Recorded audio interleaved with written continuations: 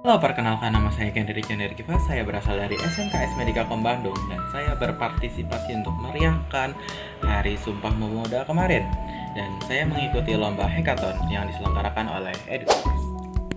Saya membuat website menggunakan bahasa HTML, CSS, dan JavaScript, dan saya akan jelaskan apa itu HTML, peran HTML dalam pembuatan website, apa peran CSS dalam pembuatan website, dan peran JavaScript atau JS dalam pembuatan website. Dari HTML terlebih dahulu. Jadi peran HTML adalah sebagai sebuah kerangka. Anggap aja sebuah robot bernama Web. Nah, di robot tersebut dia memiliki dua tangan tapi tidak memiliki kaki. Nah, di HTML ini kita menambahkan tangan, kita menambahkan kaki, kita menambahkan antena dan lain sebagainya di HTML tersebut. Ini sebagai kerangka-kerangka dasarnya. Kita lanjut ke CSS. Di CSS kita dapat mendesain website atau robot yang kita telah buat, seperti menambahkan baju, setelah itu menambahkan celana, atau bahkan dekorasi seperti kacamata, topi, atau bahkan mengubah warnanya itu sendiri. Terakhir adalah JavaScript. Nah, anggap aja si robot itu udah dikasih baju, udah dikasih kerangka kayak tangan-tangannya dan lain-lainnya. Nah, tapi si robot itu tidak bisa menjalankan perintah dan tidak bisa bergerak.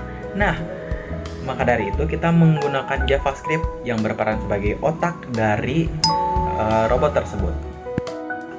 Di robot tersebut dapat melakukan berbagai macam perintah yang kita sebut nanti function, ya, seperti menghitung, melakukan suatu tugas, dan lain-lain. Kita langsung aja masuk ke website-nya. Langsung kita beralih ke pembuatan websitenya. Di sini saya menggunakan VS Code dan saya menggunakan file HTML untuk menulis websitenya. Di sini CSS dan JavaScript sudah di satu file yang sama.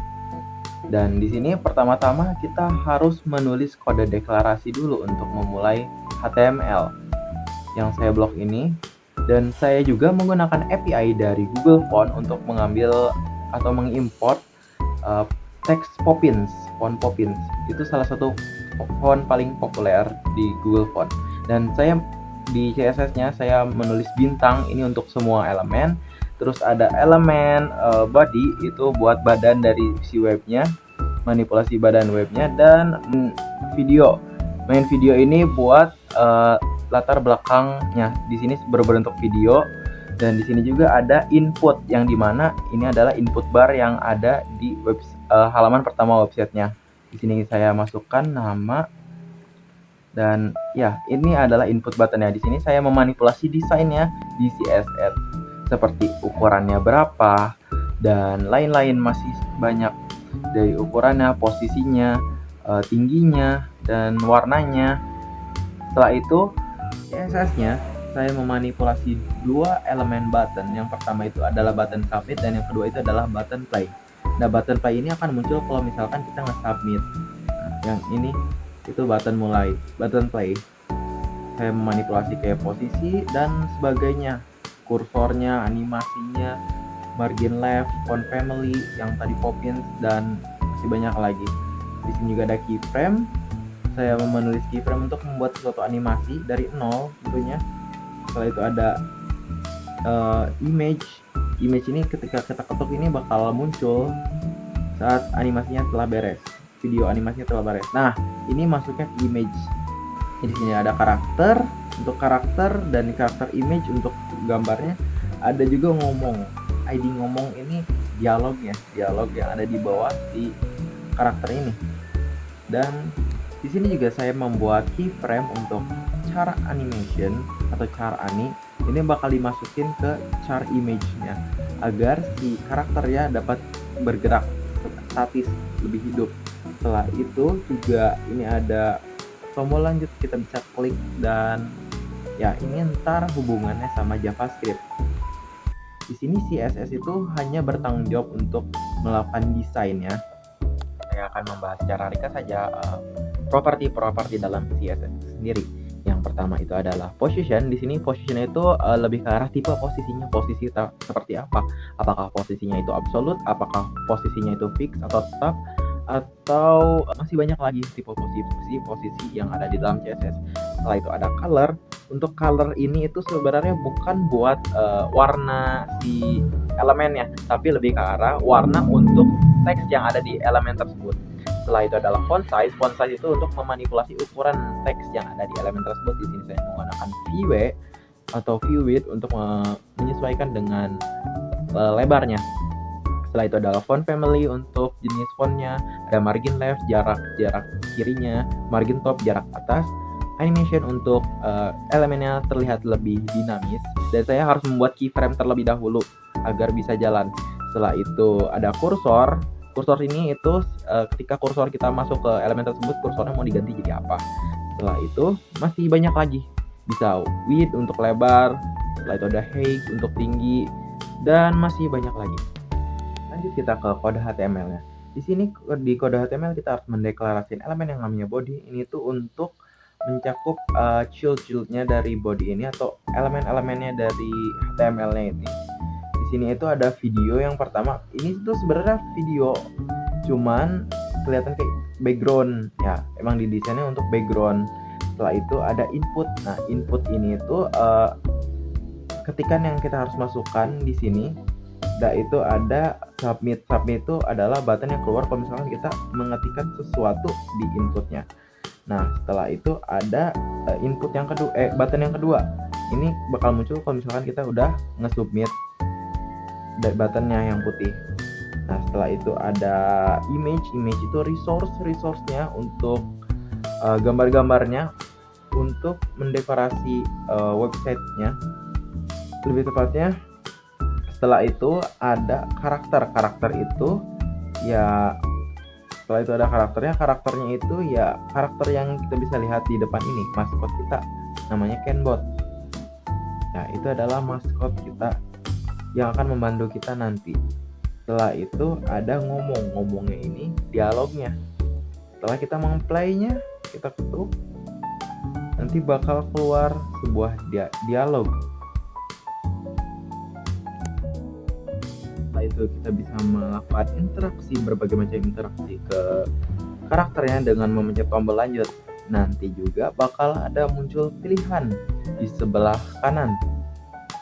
Dan kita lanjut dulu. Nih di sebelah kanan sini bakal muncul ada pilihan. Nah, di sini muncul pilihan itu dari elemen yang ini. Dan bisa diatur melalui JavaScript. Kita masuk ke JavaScript. Untuk JavaScript dari halaman yang benar-benar pertama, itu kita harus mengambil elemen atau DOM-nya, dokumen object model. Itu kita harus ngambilin elemennya sesuai ID maupun sesuai kelas, tergantung elemennya, agar bisa kita panggil beberapa kali di JavaScript dan kita bisa manipulasi di JavaScript itu sendiri. Seperti yang kita bisa lihat di sini, saya melakukan interaksi pada karakternya. Ini melalui JavaScript, lebih tepatnya elemennya diambil melalui DOM. Setelah itu ada ekspresinya, expression ini berbentuk gambar ya. Jika saya menambahkan fungsi dialog ini berfungsi buat kita menambahkan dialog ke karakternya agar karakternya bisa berbicara dan ekspresi apa yang bakal muncul. Kalau misalkan karakter itu ngomong sesuatu, diambil dari gambar yang tadi. Dan di sini juga saya ada function pilihan. Nah, pilihan ini ya seperti yang sudah saya jelaskan tadi. Tadi ada pilihan di sebelah kanan 3 biji. Nah, di situ kita bisa pilih dan kita bisa manipulasi di JavaScript itu sendiri.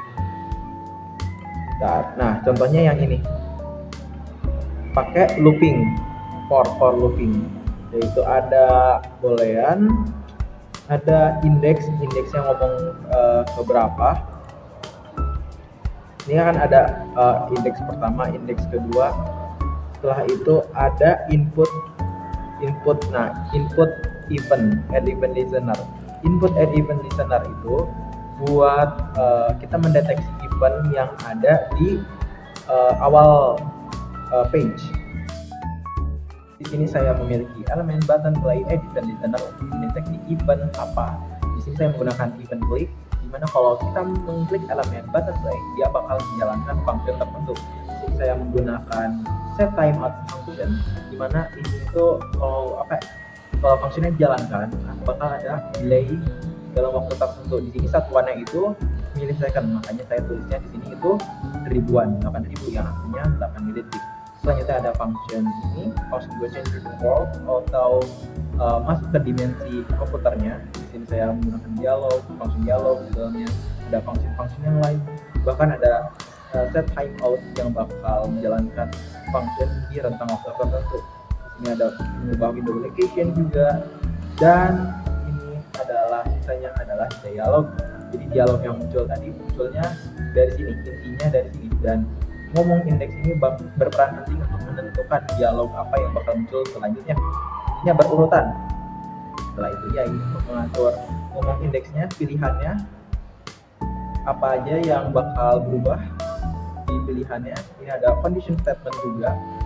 Jadi misalkan kita memilih tombol pertama akan terjadi apa, jika kita memilih tombol kedua, pilihan kedua akan terjadi apa. Masuk ke halaman pertama. Di halaman pertama ini, setelah kita diarahkan oleh robot pemandu kita ke dalam masuk ke dalam dunia komputer, kita akan diarahkan ke dalam sini. Di sini agak gelap websitenya, dan kita akan berseluncur ke kode deklarasi yang pertama, yang seperti saya sudah jelaskan. Pertama-tama itu ada kode deklarasi, ada kode API untuk HTML, ada kode API buat CSS dan semua elemen. Setelah itu ada body juga, ada navbar elemen juga. Ini saya ambil ID-nya, ini navbarnya saya ambil. Setelah itu masih banyak lagi elemen-elemen yang saya tambahkan di halaman pertama ini, halaman inti pertama. Di sini juga saya menambahkan background radial gradient untuk biar si websitenya ini kayak center gini, kayak terbengkalai gelap, tapi kita bisa gerakinnya menggunakan mouse kita, menggunakan kursor kita agar terang. Sama mekanismenya seperti center. Lanjut ke kode HTML-nya. Di sini saya menulis semua elemen dengan ID general. Setelah itu ada gambar yang saya sediakan di halaman pertamanya. Di sini ada gambar Sumpah Pemuda, dan saya menggunakan parallax effect untuk menciptakan visual 3D. Walaupun sebenarnya ini cuma gambar 2 dimensi, tapi saya menggunakan parallax effect ini untuk memberikan pesan gambarnya itu keluar. Ini juga ada deskripsi dari gambar di atas. Nah, setelah itu ada masih ada deskripsinya, masih sama seperti yang sebelumnya, cuman ini ada gambar lagi dan deskripsinya ada lagi juga. Setelah itu ada quiz. Ya, di sini itu kita dapat menjawab jawaban apa sih yang benar dari pertanyaan di atas, dan ini random, munculnya random. Jadi pertanyaannya itu nggak selalu sama ketika di refresh. Nah, setelah itu ada navbar, elemen navbar, dan kita langsung masuk ke kode JavaScript-nya. Di sini saya mengambil elemen window and event listener. Untuk mouse-nya di scroll akan menciptakan untuk mouse-nya bergerak, kursornya bergerak, dia bakal menciptakan efek kayak center. Setelah itu kita ambil elemen looping untuk navbarnya, kode deklarasinya juga. Oke, di sini saya mengambil elemen untuk berpindah halaman, dimana kalau diklik itu bakal berpindah halamannya. Setelah itu ada mouse move, dimana ini itu lebih ke arah untuk hover dari setiap jawaban di quiznya itu, biar ada interaksi seperti ini, biar interaktif, biar nggak polos-polos amat lah. Sebenarnya bisa di CSS, cuman untuk di JavaScript ini kita lebih bebas untuk memanipulasinya. Dan kalau jawabannya benar, akan muncul pintu untuk masuk ke chapter kedua atau halaman kedua. Di sini juga ada untuk dialog, biar dialog interaktif. Dan di sini juga masih ada banyak banget perhitungan untuk menciptakan parallax effect, ya, agar visual yang di halaman pertama terlihat 3D yang gambar pertamanya. Oke, ini saya hitung sendiri, saya coba-coba sendiri, saya lihat tutorial dari YouTube, dan syukur berhasil. Dari karakter, untuk ekspresi karakter sama seperti di halaman sebelumnya. Setelah itu ada dialog elemen, ya. Setelah itu ada banyak sekali function di sini, bahkan looping. Ini semuanya sangat penting. Dan lanjut ke halaman favorit saya di halaman kedua. Di sini seperti biasa kode deklarasi API sama seperti halaman-halaman sebelumnya. Setelah itu ada properti elemen-elemen CSS sama seperti sebelumnya, namun ada beberapa properti yang panjangnya dirubah, lebarnya dirubah, dan beberapa ada animasi yang ditambahkan. Kita masuk ke kode HTML-nya. Di sini elemennya itu ada banyak banget, dan saya akan jelaskan secara ringkas saja. Bisa kita lihat untuk interface websitenya. Di sini saya menciptakan efek 3D atau parallax effect. Setelah itu ada deskripsi tentang sejarah Sumpah Pemuda. Di sini juga ada tombol untuk ke halaman berikutnya, dan ya, ini saya menggunakan JavaScript untuk membuat event, untuk membuat scrollnya terlihat lebih 3D. Oke, kita langsung lanjut ke JavaScript di halaman ketiga karena HTML dan CSS-nya itu masih sama. Khususnya untuk halaman ketiga ini mirip sekali dengan halaman pertama. Sama-sama saya menggunakan radial gradient dan window and event listener move untuk memberikan efek center.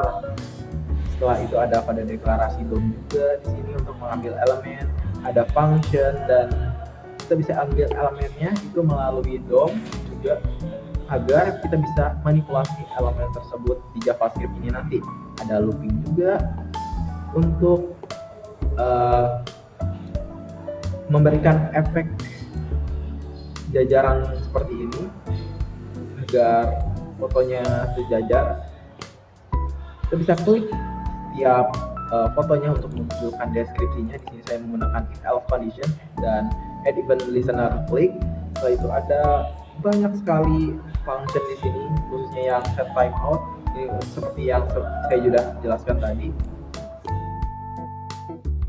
Lanjut, halaman terakhir adalah halaman keempat. Di sini itu adalah tempatnya Sumpah Pemuda digelar.